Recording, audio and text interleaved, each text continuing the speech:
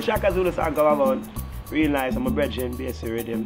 And I'm going to tell about this rhythm where I have real acoustic vibes. And I say link up.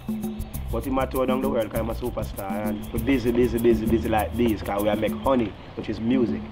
I never really looked for this rhythm just find me. This was one of the first rhythms that came out of the inspiration of the aura of where I am now, up in the St. Andrew Hills. As soon as the song start play, the rhythm start play, here come the words.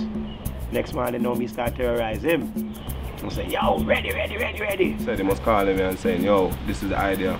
And them start sing and pull up. Turn me in a selector, pull up. And we lay down the track the same day. Definitely, what draw my attention to this rhythm the most is the sound. It means a fanatic for acoustic music.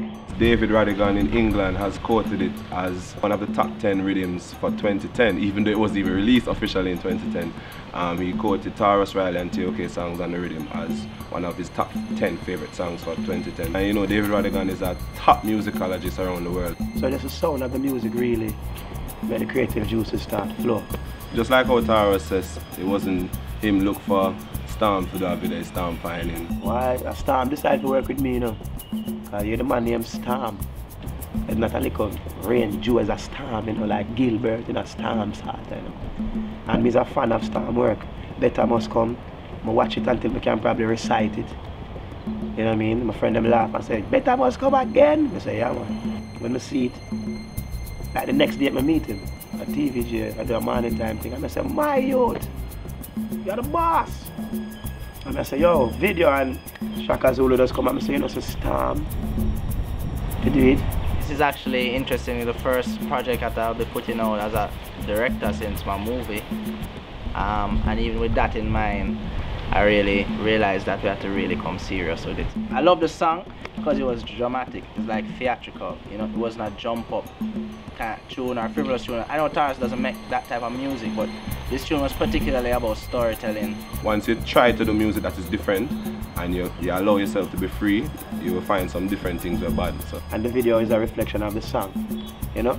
And I think one time I tell Storm, say, boy, I want to see the Africanness in today's society. And also the lyrics are very descriptive. They speak about specific people, specific incidences, and just very strong ancestors, African ancestors. So I immediately thought, let's visualize these actual people.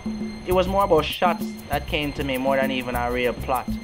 It was the image of a chief in his full feathered headdress walking through the middle of, you know, urban, busy Kingston. It was on purpose that the characters were young, and also we had characters of varying ages, but the most of them, as in when we showed Martin Luther King, it was a young Martin Luther King, it was a young Malcolm X. It was Malcolm X at the beginning handing out pamphlets, you know, because yes, we have to make that connection. We didn't want to say yes, it's old history and it's old people. What I hope to accomplish with the song and the video is to just make the whole blackness and the Africanness a part of the pop culture. This is really our heritage, this is our culture, and although all we are Jamaicans, this land belongs to the Arawaks. You know what I'm saying? Africa is where we are from. I think it's cool to talk about Africa, like me tell you. I don't want to make these things, you know, common in the society. Black history is cool and should be cool and shouldn't be seen as an old people thing. It should be seen as something to be proud of. With so much things being spoken about nowadays, I don't see why we can't talk about Sam Sharp and Nani and Paul Bogle. Even in a chant to make you remember. August 17, 1987, my father carried me to where Marcus Garvey was born, or where he grew up in St. Anne's Bay. It was a centennial, and from that, as a tender age, he embedded that African knowledge in my head and that spirit of knowing where you're coming from. We don't want it strange when a man say, you know, Lulumba. A man will say yes. So many other cultures out there are looking into that history and taking inspiration from it. The youth them nowadays really in tune to the culture and don't even know, because even the dancehall and the dancing, a lot of the dancing them have some African vibes, you know. And dancehall music come from African rhythms, you know, and drumming and all these things. So the youth them in tune, you know, them just don't know.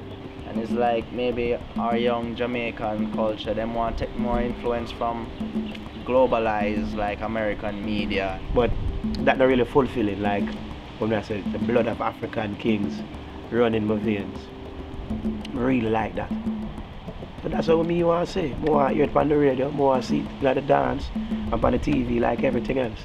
Of course, we live in a materialistic world, but you're only as strong as your foundation, so you have to recognize your foundation and give it some props, you know. So we as artists can let them know, say, yo, look there, red, gold and green, you see how we are be the Africa, red, black and green, Marcus Garvey created. And maybe you value yourself a bit more when you see that you're coming from a very rich history.